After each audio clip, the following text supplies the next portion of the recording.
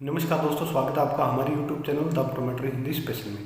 तो आज हम इस वीडियो में बात करने वाले हैं कि अफेकिया क्या है, अफेकिया क्यों हो जाता है, अगर किसी पेशेंट में अफेकिया हो जाते हैं तो उसके क्या सिम्टम हैं, एक अफेकिया का कैसे डायग्नोस किया जाता है और अफेकिक पेशेंट को क्या ट्रीटमेंट दिया जाता है। आज हम अफेकिया के बारे में इस वीडियो में आपको बताने वाले हैं। तो दोस्तों वीडियो आप पूरा देखें, वीडियो पूरा देखेंगे तो आपको अच्छे से समझ आ जाएगा कि एक अफेकिया का डायग्नोस कैसे किया जाता है, उसकी कैसे पहचान करें कि वह पेशेंट अफेकिया है और उसको क्या ट्रीटमेंट दिया जाता है। तो दोस्तों अगर आप इस YouTube चैनल पर नए हैं और अभी तक आपने हमारे YouTube चैनल को सब्सक्राइब नहीं किया है तो आप हमारे YouTube चैनल को सब्सक्राइब कर लें और बेल आइकन को भी दबा दें ताकि हमारी आने वाली नई वीडियो की नोटिफिकेशन आपको मिल जाए।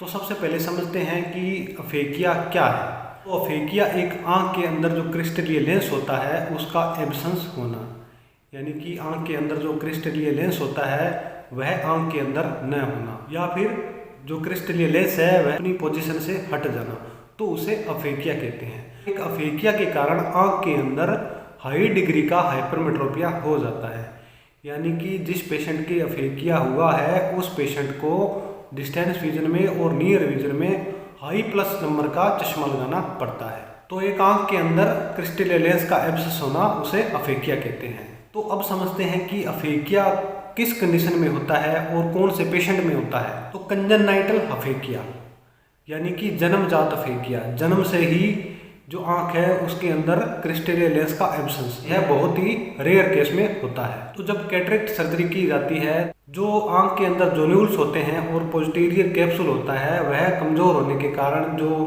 क्रिस्टलीय लेंस होता है वह विट्रियस में चला जाता है, इसके कारण भी अफेकिया हो जाता है।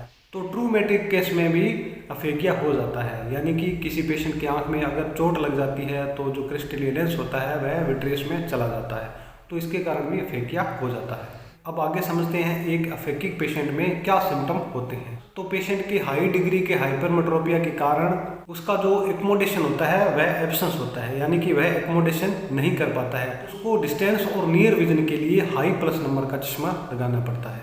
तो एक अफेकिक पेशेंट में उस पेशेंट को रेड और ब्लू इमेज दिखाई देती है। रेड और ब्लू इमेज इसलिए दिखाई देती है क्योंकि जो क्रिस्टलीय लेंस होता है वह एब्सेंस होता है और जो अल्ट्रावायलेट रे होती है और जो इंफ्रारेड रे होती है उनका आंख में अत्यधिक प्रवेश के कारण उसको रेड और ब्लू कलर की इमेज दिखाई देती है। तो अब आगे समझते हैं कि एक अफेकिक पेशेंट के साइन क्या होते हैं, उसकी कैसे पहचान करें, उसका कैसे डायग्नोस करें कि वह अफेकिक है। तो उस पेशेंट के एक लिम्बल स्कार देखने को आपको मिलेगा, यानी कि जब कोई कैटरेक्ट सर्जरी की जाती है तो जहाँ पे इंसिजन लगाया जाता है तो वहाँ पे एक लिम्बल स्कार देखने को मिलता है। जो इंटीरियर चेंबर होता है वह नॉर्मल से थोड़ा सा डिपर होता है, यानी कि थोड़ा सा गहरा होता है, और जो आइरिस होती है उसको टॉर्च से देखने पर वह आपको हिलती हुई नजर आएगी, और जो प्यूपिल का कलर होता है वह आपको जेट ब्लैक कलर का दिखाई देगा।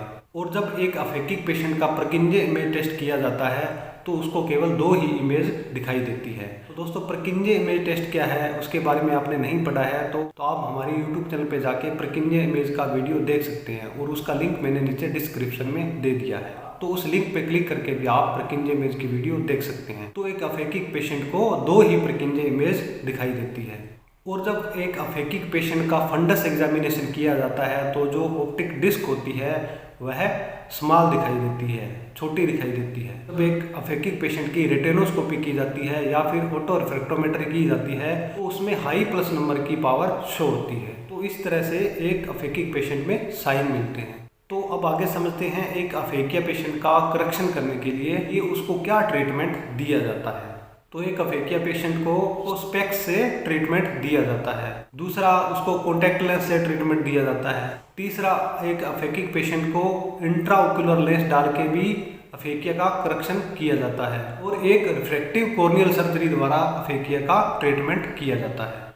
तो दोस्तों यह टॉपिक आपको अच्छे से समझ आ गया होगा। अगर टॉपिक से रिलेटेड कोई कमेंट हो तो आप कमेंट बॉक्स में लिख सकते हैं। तो मिलते हैं नेक्स्ट वीडियो में एक नए टॉपिक